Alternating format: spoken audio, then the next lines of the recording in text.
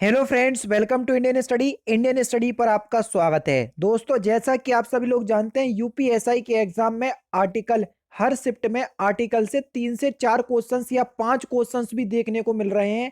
अगर आपने ये वीडियो देख ली तो आप ये समझ लीजिए कि आपके यूपीएसआई के एग्जाम में 10 नंबर पक्के हो जाएंगे। अगर 4 क्वेश्चंस भी आ रहे हैं तो 10 नंबर आपके जो है वो बिल्कुल कंफर्म हो जाएंगे। अच्छा, इस वीडियो में जैसे मौलिक अधिकार हुए, राज्य के नीति निर्देशक सिद्धांत हुए, वहां से भी यूपीएसआई में क्वेश्चंस देखने को मिल रहे हैं अंदर से उसके। अगर आप बोलोगे तो मैं उनकी पर्टिकुलर अलग से वीडियो अपलोड कर दूंगा। फिलहाल इस वीडियो में मैंने उनको केवल ऊपर से बता दिया कि कौन कौन से आर्टिकल मौलिक अधिकार और डीपीएसपी में पूछे गए हैं, ठीक है। और बाकी राष्ट्रपति, उपराष्ट्रपति, प्रधानमंत्री, इन सभी के बारे में बहुत अच्छे से डिस्कस किया हुआ है। तो एक बार आप वीडियो को देख लीजिएगा। और भी अगर आप आर्टिकल की वीडियो चाहते हैं या किसी भी पर्टिकुलर टॉपिक से, तो कमेंट बॉक्स में बता दीजिएगा, मैं बिल्कुल आपको अपलोड कर दूंगा। और आज शाम तक मैं आपको इंपॉर्टेंट भाग, जो संविधान के इंपॉर्टेंट भाग हैं, उनकी वीडियो अपलोड कर दूंगा। तो वहां से भी क्वेश्चंस आपको यूपीएसआई के एग्जाम में दिख रहे हैं, देखने को मिल रहे हैं, ठीक है। तो इसलिए आप वीडियो को एंड तक जरूर देखिएगा। चलिए स्टार्ट करते हैं और देखते हैं पहला क्वेश्चन। पढ़ते हैं। तो देखो, भाग 1 जो कि 1 से 4 तक है। एक से भाग 1 यानी कि अनुच्छेद फर्स्ट में आपका राज्यों का संघ। आर्टिकल फर्स्ट में क्या है कि भारत जो है वो एक राज्यों का संघ होगा। ऑप्शंस में आपको मिल सकते हैं कि अनुच्छेद 1 के अनुसार भारत राज्यों का क्या है, संघ है, समूह है, ग्रुप है, इस तरीके से आपको मिलेगा। लेकिन आपका सही आंसर क्या होगा, संघ। तो भारत जो है वो राज्यों का संघ होगा। अनुच्छेद 2 के अनुसार राज्य निर्माण और स्थापना, यही अनुच्छेद 3 में है।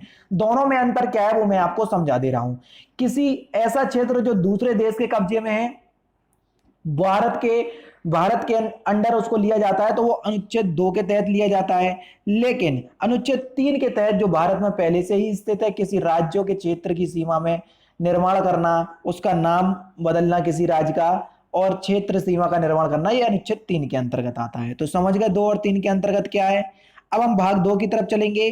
भाग 2 में आपको नागरिकता बताया गया है। क्या भाग 2 में है नागरिकता, जो कि अनुच्छेद 5 से 11 के बीच है।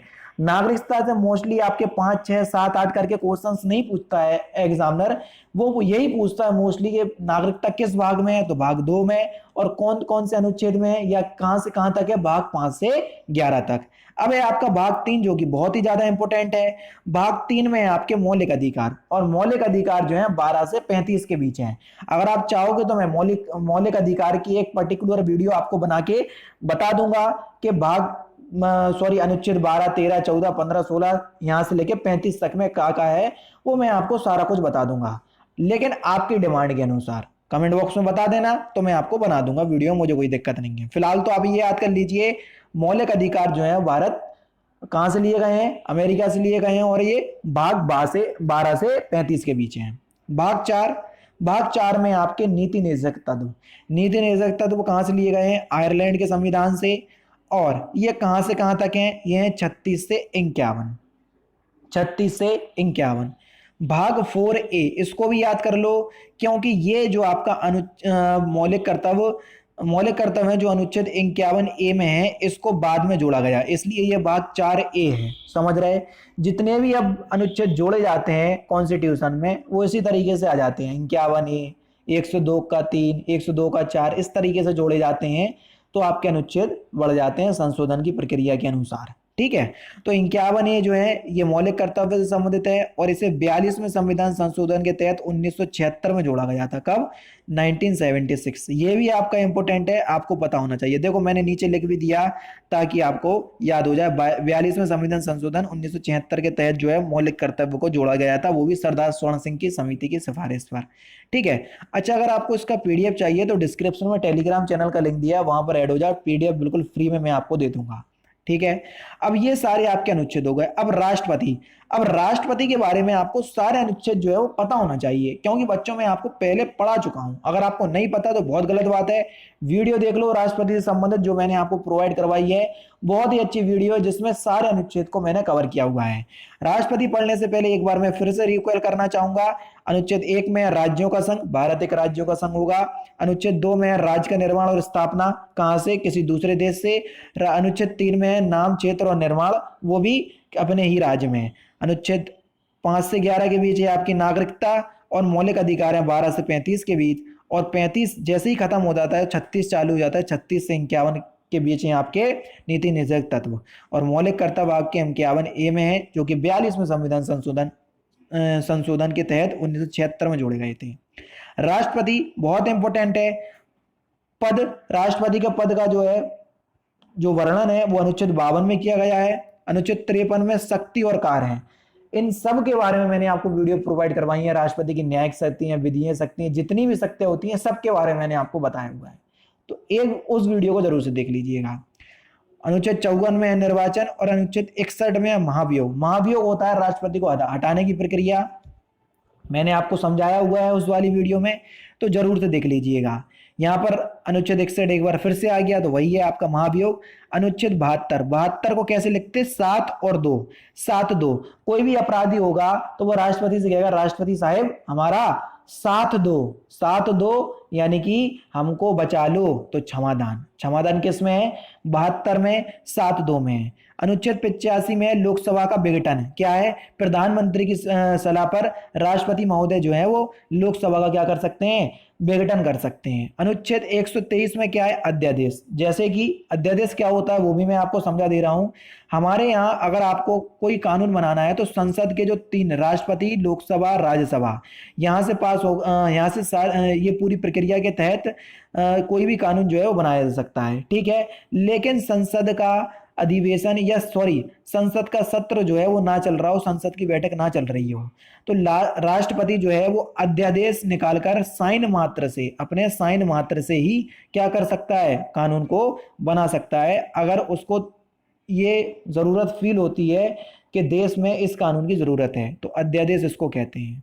अनुच्छेद 143 में क्या है? अनुच्छेद 143 में एससी की सलाह। राष्ट्रपति किसी ऐसे मुद्दे पर फंस जाते हैं जो उन्हें कुछ समझ में नहीं आता है, या किसी कानूनी सहायता लेने के लिए, तो वो किसकी सलाह लेते हैं? एससी, यानी कि सुप्रीम कोर्ट से सलाह लेते हैं।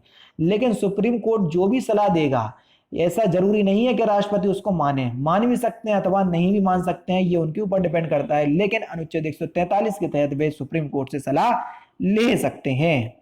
अगला है आपका उपराष्ट्रपति। उपराष्ट्रपति में मोस्टली आपको दो ही अनुच्छेद याद रखना है। देखो, राष्ट्रपति के लिए मैंने आपको एक बार फिर से रिकॉल करवा दे रहा हूं। अनुच्छेद 52 में राष्ट्रपति के पद, शक्ति, कार्य 53, निर्वाचन 54 में, 61 में महाभियोग, 7-2 यानी कि अनुच्छेद 72 में आपका क्षमादान, अनुच्छेद 85 में लोकसभा का विघटन, अनुच्छेद 123 में है अध्यादेश, अनुच्छेद 143 कोर्ट की सलाह किसमें है? अनुच्छेद 143 में। नेक्स्ट है आपका उपराष्ट्रपति। उपराष्ट्रपति के लिए मोस्टली आपको दो ही अनुच्छेद याद करने हैं। कौन कौन से? अनुच्छेद 63 और अनुच्छेद 64। उपराष्ट्रपति के बारे में भी वीडियो प्रोवाइड करवा चुका हूं, जितने भी क्वेश्चंस बन सकते हैं देख लेना, वीडियो समझ में आ जाएगा। अनुच्छेद 63 में है आपका पद उपराष्ट्रपति का, और अनुच्छेद 64 में है कि उपराष्ट्रपति जो है वो राज्यसभा का सभापति होगा। उपराष्ट्रपति जो एक्चुअल में होते हैं, उनको जो पेमेंट मिलती है वो उपराष्ट्रपति पद के लिए नहीं मिलती है। उनको जो पेमेंट मिलती है राज्यसभा के सभापति के रूप में काम करने के लिए उनको पेमेंट मिलती है। ये और बता देना कि उपराष्ट्रपति की पेमेंट जो है वो कितनी है, कमेंट बॉक्स में, ठीक है। तो राज्यसभा के सभापति के रूप में काम करेंगे कौन? उपराष्ट्रपति, अनुच्छेद 64 के तहत। नेक्स्ट क्वेश्चन से आपका या नेक्स्ट टॉपिक है प्रधानमंत्री। प्रधानमंत्री अनुच्छेद 74 में मंत्री परिषद है, और इस मंत्री परिषद के जो हेड होंगे वो होंगे अनुच्छेद 75 यानी कि प्रधानमंत्री, ठीक है। हालांकि ये मंत्री परिषद जो है जो राष्ट्रपति के लिए होती है, लेकिन इस मंत्री परिषद के जो हेड होते हैं वो प्रधानमंत्री होते हैं। संसद के लिए जो आपका अनुच्छेद है वो है आपका 79, और संसद के बाद जो उच्च सदन होगा वो पहले आएगा यानी कि राज्यसभा। तो राज्यसभा के लिए अनुच्छेद है आपका 80। इन दोनों अनुच्छेद को आपको एक साथ याद करना है। उसके बाद लोकसभा निम्न सदन होता है इसलिए बाद में आएगा, तो अनुच्छेद 81 में लोकसभा है, ठीक है। तो 79 में क्या है? संसद, 80 में क्या है? राज्यसभा, और 81 में क्या है? लोकसभा। तो आप लोग कंफ्यूज होते हैं, इसलिए आपका कंफ्यूजन दूर कर रहा हूं मैं, ठीक है। तो इन 3 अनुच्छेद को हमने याद करा एक साथ। अब अनुच्छेद 100 को क्या करो? 2 भागों में बांट दो, 50 और 50, ठीक है। जब ऐसी कंडीशन आ जाती है संसद में कि निर्णायक मत देने की कंडीशन आ जाए, यानी कि 100 में से 50-50 जो है वोट दे दिया है, तो इस अनुच्छेद 100 के तहत ही अध्यक्ष जो है, अध्यक्ष महोदय वो निर्णायक मत देंगे, क्या देंगे, निर्णायक मत। तो अनुच्छेद 100 भी आपको याद हो गया बिल्कुल अच्छी तरीके से। 100 को 50-50 में बांट दो, दो भागों में। जब ऐसी कंडीशन आ जाए कि बराबर इसकी स्थिति हो, 50-50 बराबर में है, तो बराबर की स्थिति में अध्यक्ष महोदय क्या देंगे, निर्णायक मत देंगे, जो कि अनुच्छेद 100 के तहत। और अनुच्छेद 100 जो है वो एग्जाम में पूछा भी जा चुका है। अनुच्छेद 105 के अंतर्गत संसद को कुछ विशेष अधिकार प्राप्त हैं, तो ये अनुच्छेद 5 में है। अनुच्छेद 108 ये बहुत इंपॉर्टेंट है, संयुक्त अधिवेशन। राष्ट्रपति या राष्ट्रपति महोदय को ऐसा लगता है कि कोई बिल जो है वो बहुत देर से या बहुत दिनों से फंसा हुआ है, तो राष्ट्रपति महोदय जो है वो लोकसभा और राज्यसभा की संयुक्त अधिवेशन बुलाते हैं। तो इस संयुक्त अधिवेशन को बुलाने का जो काम है वो अनुच्छेद 108 के तहत है। लेकिन बुलाना काम है राष्ट्रपति का, लेकिन इसकी जो अध्यक्षता है वो लोकसभा अध्यक्ष ही करता है। जब संयुक्त अधिवेशन आपका लग गया तो अनुच्छेद 110 आ गया। अनुच्छेद 110 में होगा आपका धन विधेयक। अच्छा, आपके पास 110 में धन आ गया, बहुत सारा धन, तो आपको जब आपके पास धन आ गया तो आपको धन बांटना पड़ेगा। तो किस किस क्षेत्र में कितना धन खर्च होगा, ये बजट का प्रावधान है और ये अनुच्छेद 112 के तहत है। तो इन दोनों अनुच्छेद को आपको बिल्कुल एक साथ याद करना है। क्या, अनुच्छेद 110 में है धन विधेयक, और धन जब हमारे पास आ जाएगा तो हम क्या करेंगे, बांटेंगे, यानी कि बजट लाएंगे। तो बजट अनुच्छेद 112 में है।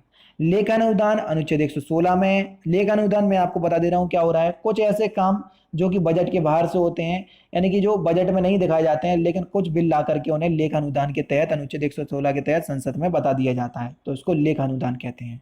ठीक है। अनुच्छेद 117 जो कि वित्त विधेयक है। क्या है, वित्त विधेयक।